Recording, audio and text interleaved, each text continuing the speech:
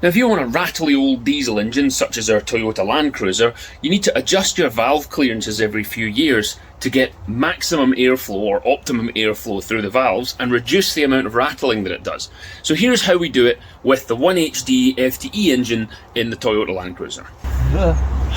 For Dave's next trick, valve clearances. Yeah. So we've got our guide from the Toyota service manual, what came out of the factory people. It looks like, it's just the same clearance for every cylinder, right? Yes, just intake, outtake change. So there's an approximate intake, 0.17 to 0.23, so we're going to pick 0.2 right in the middle. And we need to loosen off this jobby here. This jobby needs loosened off so that we can check the rattle here so that we get no rattle.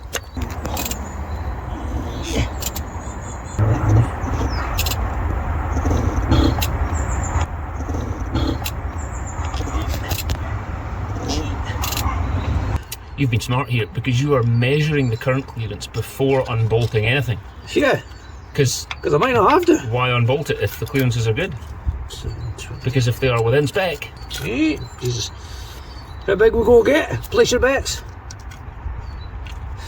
0.35. Right, 0.4 doesn't fit.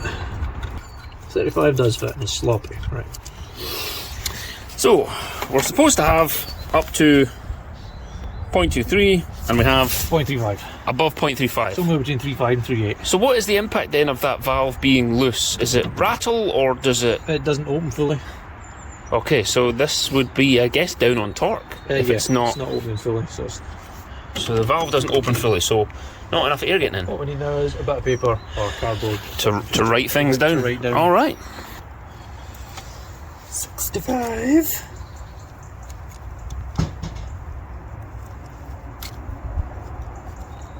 Mm, 65. Bit ticked. 0.65 is, that's where, slightly. Just go straight to 0.7 after that. 0.7 won't fit, not that much. Let's clear that out or it's really out. Oh no, 0.7 does fit. Yeah, We're still going up. Still going up.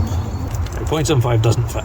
So it's between 0.7 and 0.75. So the exhaust is at, well, I'll put 0.7. I'll put the last one that went in. Right. So it's the engine's at top dead centre, which allows you to measure some of the valves based on their position. So Dave now knows that cylinder 2 exhaust valve is also able to be measured from top dead centre based on the guide on the tablet over there.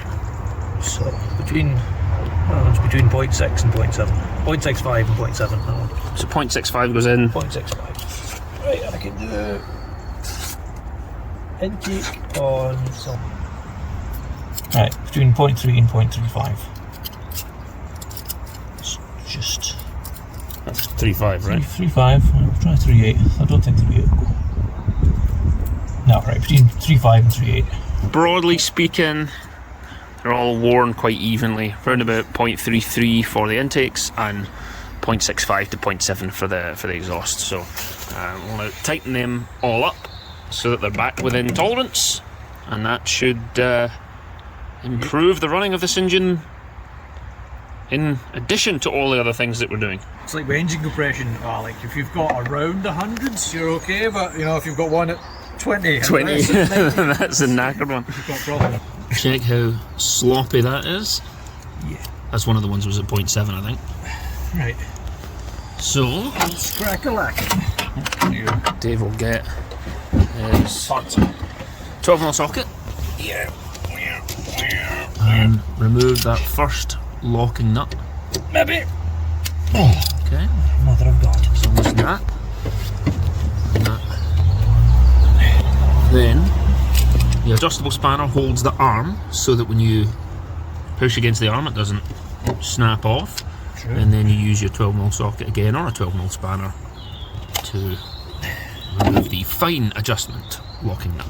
Major adjustment is that top screwdriver position, so tighten that down until it starts to get tight, and then he's loosened himself off Does now. help if you keep the fucking thing in there. So he's jigging it around there just to feel for pressure on the feeler gauge. Tighten it up, tighten that back up so it's locked in place. keeping the feeler gauge in, then adjusting. Oh, it's moving the nut. So tighten that up until it's nice and tight. Or just tight, no more. And then we'll just nip that down until it's there, and it should still be moving. Still good. If you can get it out. If I can get back out. Using that to brace the arm, because you don't want to snap it off, and then snug that down so that now both bolts are locked in position. Voila, that is a valve adjustment. Right, that's it.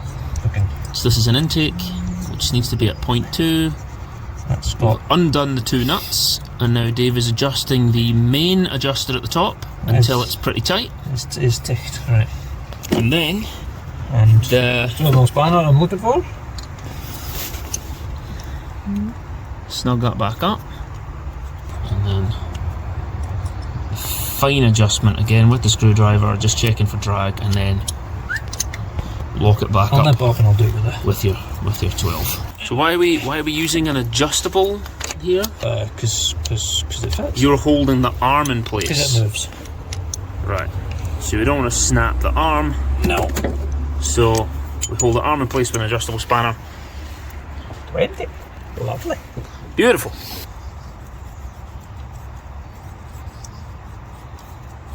Just dragging there. Dragon's dead. Now. Exert the same amount of rattly force, which is all of my rattly force. That one's right? tight. 2. Yeah. We're using the same force. Yeah. Adjust your valves, boys and girls. So there's how you do it. You adjust the valves to get peak torque, and if you're very fortunate, you can use a Big Dave. For everyone else, you have to use tools. But that's how it's done. I hope that was a useful video, or if nothing else, at least it was interesting. So thanks very much. Take care, make good decisions. I'll see you in another video. Bye.